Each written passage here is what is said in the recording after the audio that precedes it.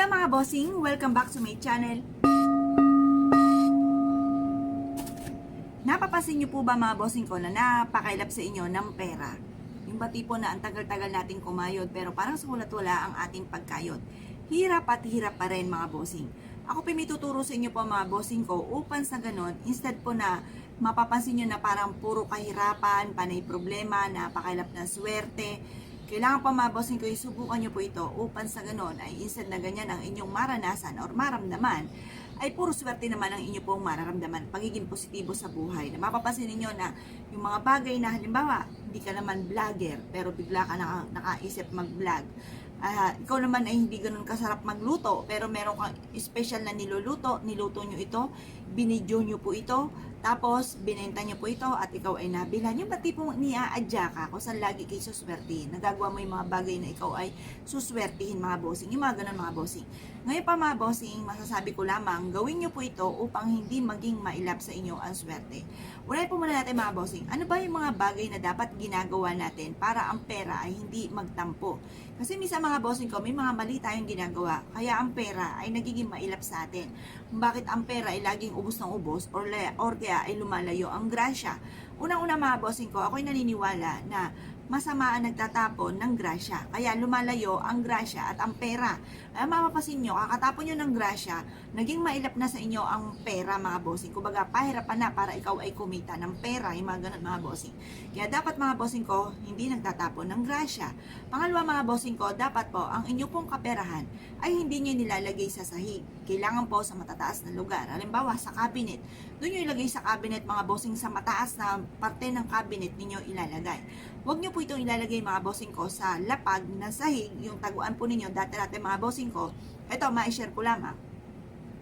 Ang aking bag mga bossing, pero hindi ako nagamit ng pitaka dahil wala naman akong mailalaman. Pag nagregalo sa akin ng pitaka, naiiyamot pa po ako dahil kawikaan ko ay sana'y pinera na lamang dahil wala naman akong mailalagay sa pitaka. Ganun pa mga bossing. Ngayon pa mga bossing, kung ikaw may pitaka, or kaya yung bag po ninyo na may lamang pera, ay wag na wag nyo ilalagay sa ilalim ng inyong higaan. Ang dulot po niyan ay malas. Kahit may mga dumarating sa inyong pera, labas din ito ng labas. Hindi mag-i-stay yan sa inyo. Subukan nyo po yan. Halimbawa ngayon, mapera ka. O sige, susubukan po natin mga bossing. Cha-challenge ko po kayo. Subukan nyo po na maglagay sa loob kahit isang linggo na nandyan yung bag po ninyo sa ilalim ng inyo pong higaan. Kung ano po mga magaganap. Marami mga pagsubok na darating na kagastusan. Nako, panay kagastusan. Labas ng labas ang pera. Mas malaki yung nilalabas ng pera kaysa sa mga pumapasok na pera. Ganun po mga bossing ko, mga magaganap. Marami na nagpatotoo po niyan. Binago lang po nila ang posisyon mga bossing ko na kanilang lagay ng pera at kaagad po ito mga bossing ko na nakaramdam ng mga swerteng dumating. Dati daw po dyan nilalagay. Ganun din yung taguan ng pera. Kaya hindi makaipon pero kada bagong taon, isa sa mga New Year resolution bukod sa pagpapapayat ay mag-iipon na siya ng pera.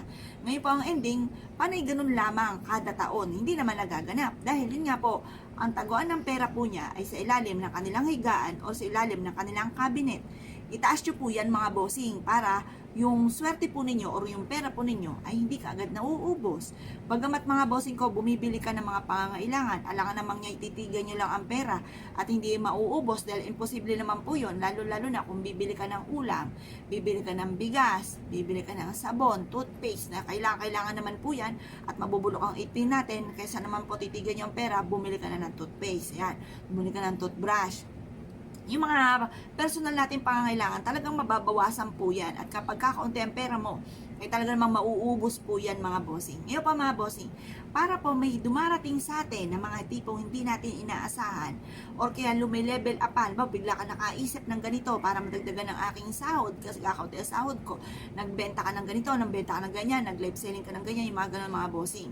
Ngayon pa mga bossing, kaya mas maganda, meron kang mga ganyan mga pamamaraan na pampaswerte na itataas mo lang naman ang inyo pong lagayan ng pera upang sa ganon, iaadya ka naman kung saan lagi kayo suswertihin. Yung ba tipo na ikaw po ay wala namang, yun nga po, kagaya na sinabi ko nga po sa inyo dati, kumbaga nawala na ako ng ganang mag-video talaga dahil ang dami-dami ko na mga ginawan channel at hindi naman po ito pumapatok at wala man lang nanonood sa akin kundi pamilya ko lang, 5 lang kami or 4 lang kami mga bossing ko na nagsusubscribe sa aking channel.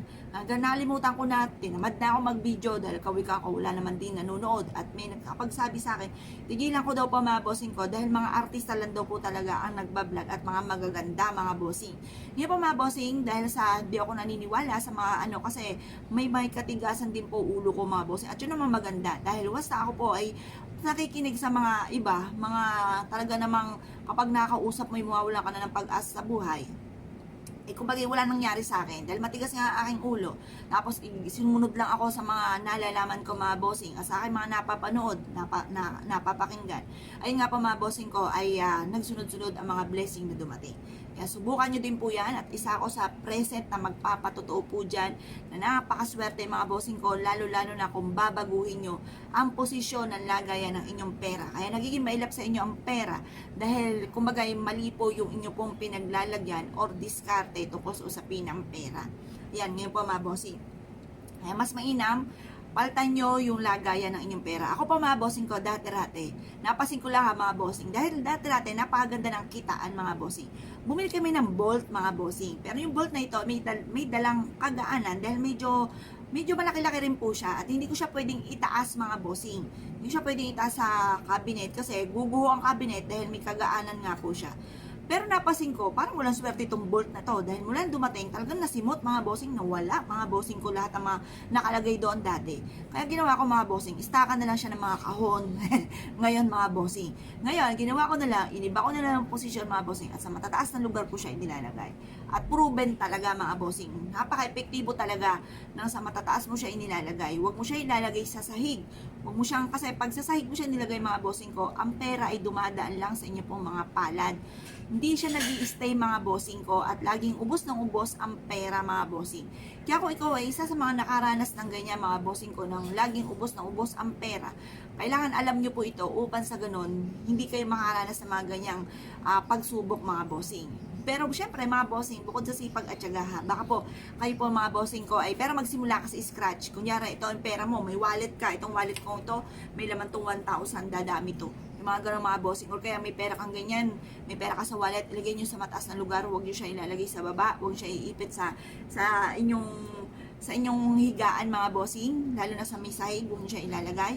Subukan nyo po yan at i-aadyakan yan. Lagi ikaw isuswertein tungkol sa pera. Hindi ka maubusan ng pera. May mga dumarating na mga blessing na hindi inaasahan na may kaugnayan sa pera na hindi nauubos ang pera po ninyo mga bossing. Tapos, ganun din makapangyarihan ng ating salitain. Lagi nyo sasabihin, magkakaroon ako ng maraming pera. I-mindset nyo na simula na ito ng tagumpay ninyo at hindi na kayo maubusan ng pera.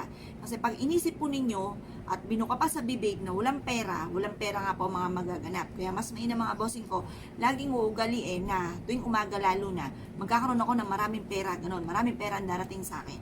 Mapupuno ang aking pitaka sa dami ng pera. Ganun po mga bossing. At yan po mga bossing ko, gagana ang ating law of attraction. Makakatawag tayo ng mga positibo, ng maraming pera, ng mga magaganda, makakatawag po tayo. Ma-amaze ka sa mga susunod na darating na magaganap sa buhay po ninyo. Kaya kung kayo pinaniwala at tayo siya po yung gawin, ay siya mga bossing. Good luck po sa inyo po lahat.